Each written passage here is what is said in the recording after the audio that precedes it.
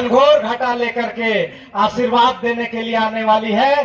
तो मैं कार्यक्रम को आगे बढ़ाते हुए हमारे किसान पुत्र, हमारे लाडले यशस्वी मुख्यमंत्री आदरणीय भाई देवों के देव विष्णु देव साय जी को आमंत्रित करता हूं। वे आकर के हमारे इस विशाल उरांव जनसभा को संबोधित करने की कृपा करेंगे।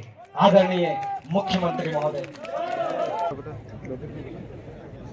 बोले भारत माता की, भारत माता की, धरती माता की, धरती माता की, सरना माता की, महादेव पार्वती की, महादेव पार्वती की।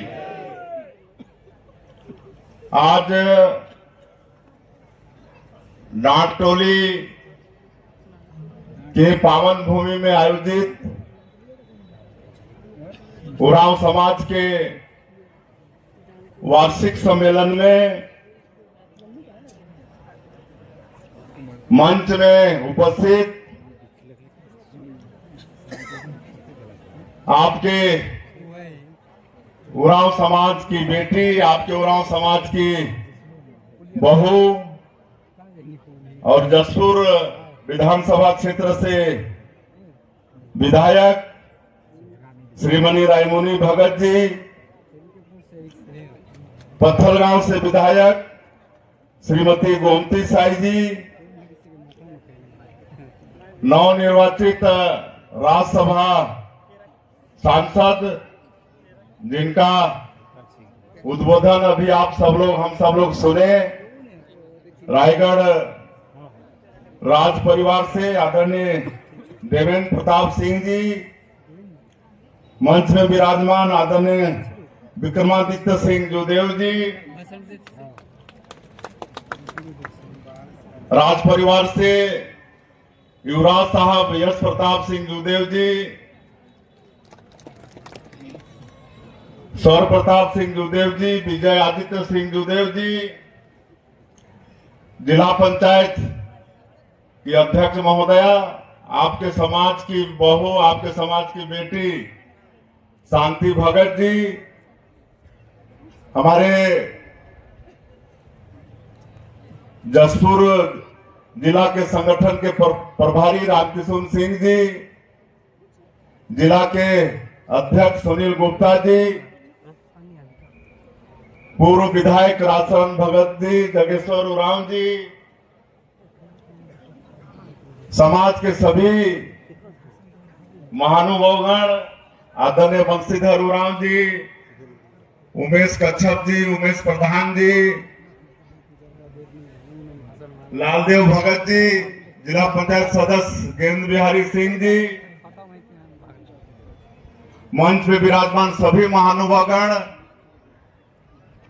हमारे जिला प्रशासन के सभी अधिकारीगण और इस वार्षिक सम्मेलन में उपस्थित हमारे हिंदू उरांव समाज के दूर दूर से आए हुए सभी सज्जनवृंद, मातृशक्ति माताएं बहनें, युवा साथियों, भाइयों और बहनों और मीडिया के मित्रों, आज इस वार्षिक सम्मेलन में आप लोगों के बीच अपने आप को पाकर बहुत प्रसन्नता हो रही है, बहुत अच्छा लग रहा है और आप लोगों ने बड़ी आत्मीयता के साथ हम लोग का स्वागत किया है।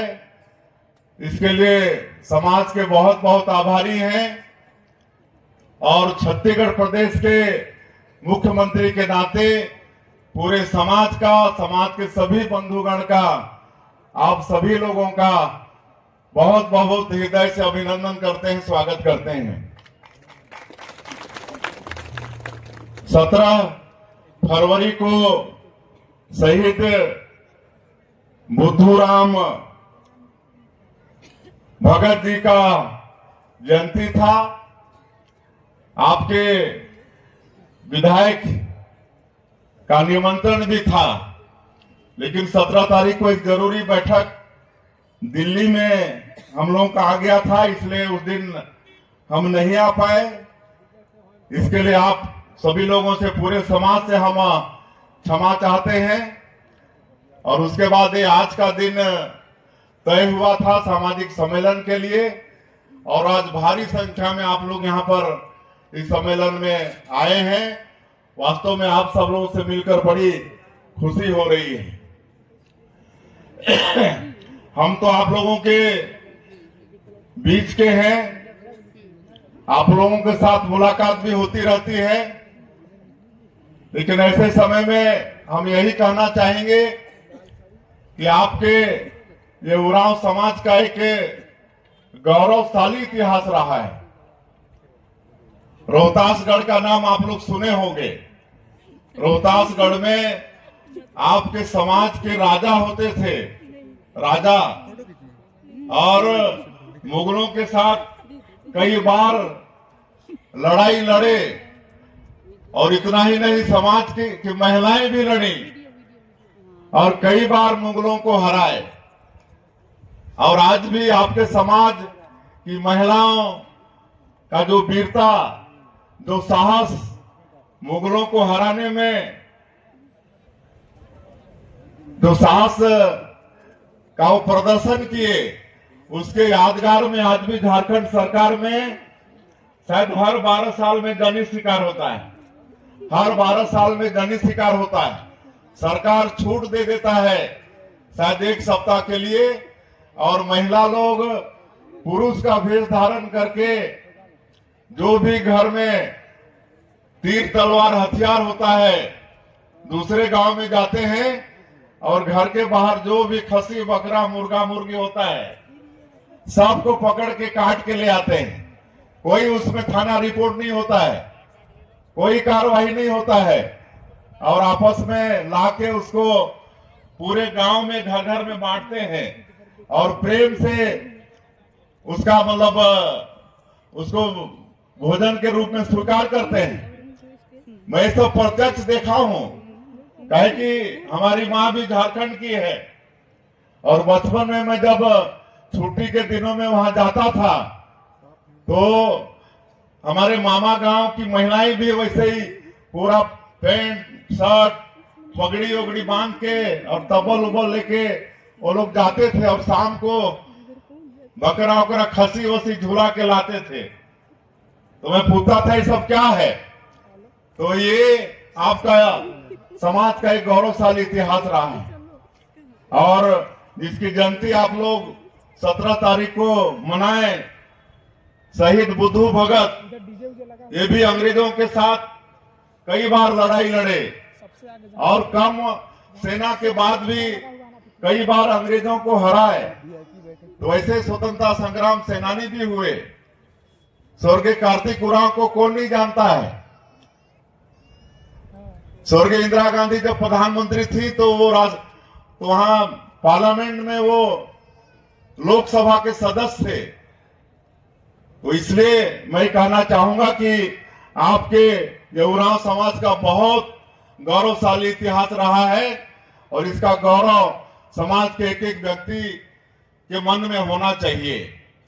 और अगर समाज की बात करते हैं तो समाज के उत्थान की बात करते हैं तो हमारे पूर्व वक्ताओं ने भी कहा है। आदरणीय रायगढ़ राजा साहब जो राज्यसभा सदस्य है, उन्होंने शिक्षा पर जोर दिया। हम भी कहना चाहेंगे कि बिना शिक्षा के कुछ भी नहीं होता है। हमारे विद्वानों ने कहा है शिक्षा विकास का मूल मंत्र है। किसी भी क्षेत्र में अगर उन्नति करना है, विकास करना है, तो शिक्षा जरूरी है। शिक्षा डिग्री खाली नौकरी पाने का माध्यम नहीं है, बल्कि आप किसी भी क्षेत्र में उन्नति करना चाहते हैं, चाहे वो खेती बाड़ी हो, चाहे सामाजिक क्षेत्र हो, चाहे राजनीति का क्षेत्र हो, चाहे व्यापार का क्षेत्र हो, किसी भी क्षेत्र में आपको अच्छा काम करना है तो शिक्षा बहुत जरूरी है। इसलिए मैं समाज के सभी प्रबुद्ध जन से, अभिभावकों से आग्रह करूंगा कि अपने बेटा बेटियों को अच्छे से पढ़ाएं। आज शिक्षा के लिए बहुत साधन अपने आसपास में है। शिक्षा की सारी जो व्यवस्थाएं हो सकती हैं वो आज हमारे छत्तीसगढ़ में भी है। IIT, IIM, MBA, नीट, सब कुछ यहाँ पर व्यवस्था है। मेडिकल, जब छत्तीसगढ़ बना तो एक मेडिकल कॉलेज था, 10-10 मेडिकल कॉलेज है। तो कोई भी ऐसा शिक्षण संस्था का अभाव नहीं है यहाँ पर जहां बच्चों को दूसरे प्रांत पे भेजना पड़े हम लोगों को। तो हमारे बच्चे सब पढ़े, इस पर सबका ध्यान होना चाहिए। और आज समाज का बाधक कहीं ना कहीं ये नशापान है। तो मैं आग्रह करूंगा हमारे प्रबुद्धजन से, समाज के माता पिता से, कि अपने बेटा बेटी को थोड़ा देखना पड़ेगा कि किस और उनका आना जाना बैठना उठना हो रहा है। काहे कि आज हमारा युवा पीढ़ी कहीं ना कहीं नशा की ओर अग्रसर हो रहा है। तरह तरह का नशा आजकल है, खाली दारू का नशा नहीं है, एक से एक नशा। सुनने से ताजुब लगता है, आज नशा के लिए टेबलेट आ रहा है, इंजेक्शन आ रहा है, सूंघने के लिए आ रहा है। हमारी सरकार पूरा प्रयास कर रही है, ये जो नशा के सौदागर है उनको हम लोग जेल के अंदर में भेजें। बराबर हमारी सरकार, पुलिस प्रशासन काम कर रहा है, लेकिन उसके बाद भी कहीं ना कहीं समाज के प्रबुद्धजन को, अपने माता पिता को, अभिभावक को देखना पड़ेगा कि बच्चा किस ओर जा रहा है। ये नशापान भी समाज के विकास में बहुत बड़ा ये विरोधी है। उस तरह से बाकी अभी धन्यवाद देना चाहेंगे आदरणीय नरेंद्र मोदी जी को, जो आदिवासी समाज पर इतना बड़ा विश्वास किया है। आज इस देश का जो सर्वोच्च पद है, महामहिम राष्ट्रपति का पद जो है, आज वो पद भी हमारे समाज की एक महिला श्रीमती द्रौपदी मुर्मू, जो उड़ीसा की रहने वाली हैं, आज वो विराजमान है। देश का सबसे बड़ा पद होता है राष्ट्रपति का, और वहां आज हमारे आदिवासी समाज की एक महिला वहां विराजमान है। ये हम सभी लोग जो आज भारत देश के अंदर में 12 करोड़ से ज्यादा अनुसूचित जनजाति के लोग रहते हैं, वो सबके लिए एक गौरव का विषय है। आज छत्तीसगढ़ में एक आदिवासी का बेटा को आज मुख्यमंत्री का दायित्व आदरणीय नरेंद्र मोदी जी ने सौंपा, ये भी गौरव का विषय है। आज इसके लिए भी हम धन्यवाद देना चाहेंगे श्रद्धेय अटल बिहारी वाजपेयी जी को। जब वो प्रधानमंत्री थे तो पहली बार भारत सरकार में आदिवासियों का समुचित विकास हो, इसके लिए अलग से मंत्रालय का गठन किए, आदिम जाति कल्याण मंत्रालय का। इसके पहले आदिवासियों के विकास के लिए कोई सेपरेट अलग से मंत्रालय की व्यवस्था नहीं थी। अटल बिहारी वाजपेयी जी ने ये व्यवस्था दिया, आदिम जाति कल्याण मंत्रालय का गठन करके। तो ये सब सोचने की बात है। तो आज छत्तीसगढ़ की सरकार को ये 2.5 महीना करीब हो रहे हैं, और ये 2.5 महीना में ही 18 लाख प्रधानमंत्री आवास की स्वीकृति हम लोग दे दिए हैं। 5 साल में ग्रामीण क्षेत्र में एक भी किसी का प्रधानमंत्री आवास नहीं बना, गरीबों का हक छीना गया।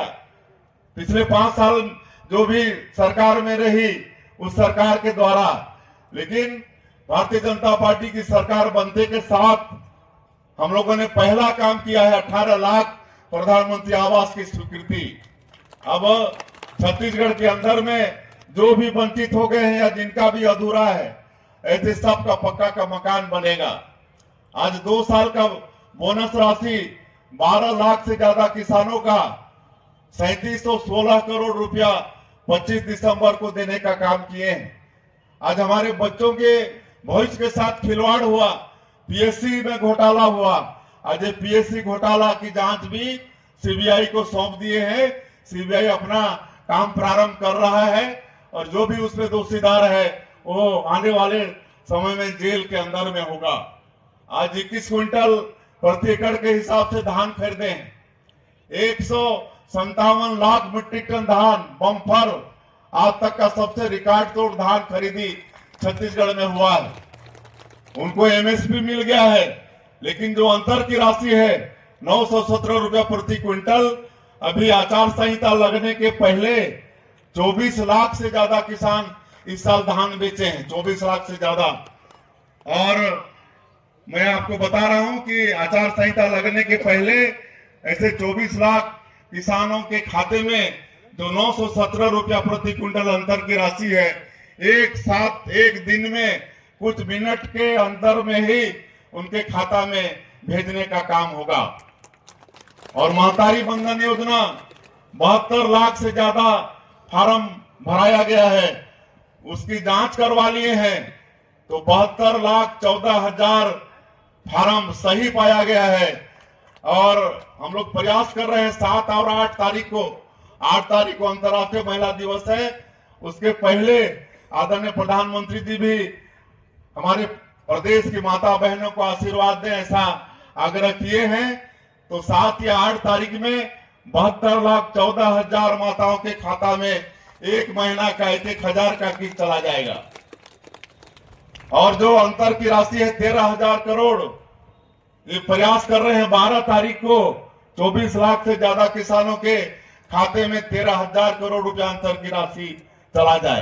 तो ये सब काम भारतीय जनता पार्टी की सरकार आने वाले समय में और ये 2.5 महीने में की है। और मोदी की गारंटी में जो भी वादा है छत्तीसगढ़ की जनता से, वो सब पूरा करेंगे। अभी तेंदुपत्ता का सीजन आने वाला है, हम लोग निर्णय ले लिए हैं कि 5,500 रुपया प्रति मानक बोरा के हिसाब से तेंदुपत्ता खरीदेंगे और 15 दिन खरीदेंगे। 15 दिन और 5,500 रुपया प्रति मानक बोरा के हिसाब से तेंदुपत्ता खरीदेंगे। और जो चरण पादुका योजना, ये सब जो पुरानी व्यवस्था थी अपनी सरकार में, वो सारा व्यवस्था फिर से चालू होने वाला है। तो ये सब मैं थोड़ा बता रहा था कि 2.5 महीने में मुख्यमंत्री के नाते छत्तीसगढ़ की सरकार ने जो काम किया है वो सबको आप लोगों को अवगत कराना चाह रहा था। और काफी मांग समाज के तरफ से आया है, आप लोग एक प्रस्ताव भी पास किए हैं और प्रस्ताव हमको भी दिए हैं। धीरे धीरे सब काम होगा, एक साथ तो नहीं होगा, लेकिन आज के इस अवसर में एक पहला प्रस्ताव तो ये आपका डांटोली में जमीन आवंटन का भी है। आज यहाँ के कलेक्टर साहब छुट्टी में हैं, हम उनसे बात कर लेंगे कि उसमें बात कहाँ पर अटकी हुई है। और ये डांटोली जहाँ पर ये कार्यक्रम हो रहा है, यहीं पर कहीं पर पूजा पाठ भी बगल में होता है, विधायक जी बता रही हैं, तो वहां पर सामुदायिक भवन की आवश्यकता है। तो मैं उसके लिए 30 लाख रुपए की घोषणा करता हूं। और जसपुर में भी भूमि आवंटन का मामला है, थोड़ा कहीं पर गाड़ी अटका हुआ है तो उसको भी मतलब ठीक करेंगे। और विश्रामगिरी और बस स्टैंड, ये सब काम होने वाला है। मनोरा में जो सीएससी है, वहां पर एक एम्बुलेंस की आवश्यकता है, शायद कमी पड़ रहा होगा, तो वहां पर एक एम्बुलेंस की भी मैं घोषणा करता हूं। सीएससी में बहुत जल्दी एक एम्बुलेंस भी आ जाएगा। और वहां का जो 30 सीटर अस्पताल है उसको अच्छा से अच्छा करने का मैं आप लोगों को आश्वासन दे के जा रहा हूं, बहुत अच्छा उसको करेंगे। और जसपुर जिला का भी अस्पताल को बहुत अच्छा करेंगे। और कुनकुरी में 220 बेड का एक बड़ा अस्पताल वहां पर शुरू करेंगे, इस बजट में आ भी गया है, ताकि हमारे जसपुर जिले के लोगों को आज इलाज के लिए कहीं ना कहीं रांची, नहीं तो उधर उड़ीसा, नहीं तो सीधा रायपुर जाना पड़ता है। तो कुनकुरी में एक ऐसा बड़ा अस्पताल होगा कि कम से कम जिले के लोगों को कहीं बाहर जाना नहीं पड़े। और इसके लिए ये 2024-25 के बजट में भी उसका प्रावधान कर चुके हैं। और संसारी उरांव जिनके राजस्व रिकॉर्ड में है, उनको अनुसूचित जनजाति का लाभ नहीं मिल रहा है, इसको भी निश्चित रूप से हम देखवाएंगे और इसका भी समाधान करवाएंगे। और मनोरा में शासकीय महाविद्यालय चल रहा है, लेकिन उसका भवन नहीं है, तो महाविद्यालय भवन की भी आज हम घोषणा करते हैं। पत्थलगांव से यहाँ पर आए हुए हैं डॉक्टर बीएल भगत वगैरह हैं। तो अभी इसके पहले तामामुड़ा में हम लोग का कार्यक्रम हुआ था, वहां पर मांग आई थी कि जसपुर जिले का दूसरा बड़ा शहर पत्थलगांव है और वो दूर पड़ता है, इसलिए वहां पर जिला का लिंक कोर्ट होना चाहिए। तो आज हम जिला लिंक कोर्ट का भी घोषणा किए हैं। पत्थलगांव में अब एडिशनल कलेक्टर, एडिशनल एसपी वहां पर बैठेंगे। अब उधर के लोगों को जसपुर आने की आवश्यकता नहीं पड़ेगी। और बाकी जो भी समस्याएं पूरे जसपुर जिला से जहां जहां से भी आए हैं समाज के लोग, वो सब लोग दिए हैं। मैं सबको आश्वस्त करना चाहता हूं, कुछ बीमारी के इलाज के लिए है, कुछ छोटा छोटा मतलब समाज के भवन के लिए है। ये सब का काम आप लोगों का होगा, ये मैं आप सब लोगों को आश्वासन दे के जा रहा हूं। और हम लोग का 2-3 कार्यक्रम और आगे भी है, इसलिए और ज्यादा नहीं कहते हुए आप लोग इतनी भारी संख्या में पूरे जिले से आज के इस वार्षिक सम्मेलन में आए, हम लोगों का मान सम्मान किए, इसलिए पूरे समाज के हम बहुत आभारी हैं, बहुत आप लोगों का अभिनंदन करते हैं। और ये समाज एकजुटता में रहे, काहे कि कहा गया है संघे शक्ति कलियुगे। इस कलयुग में मतलब संघ में ही, एकजुट रहने में ही, जनता जनमानस में ही ताकत है। इसलिए पूरा समाज एकजुट रहे और दिनों दिन हर क्षेत्र में विकास करे। हम सब लोग आपके समाज के साथ में हैं। और आज का ये कार्यक्रम हम सब लोगों का सम्मान, मैं पूरे समाज का बहुत बहुत धन्यवाद करते हुए अपनी बात का यही समापन करता हूं। आप सभी लोगों को बहुत बहुत धन्यवाद। जय हिंद, जय छत्तीसगढ़।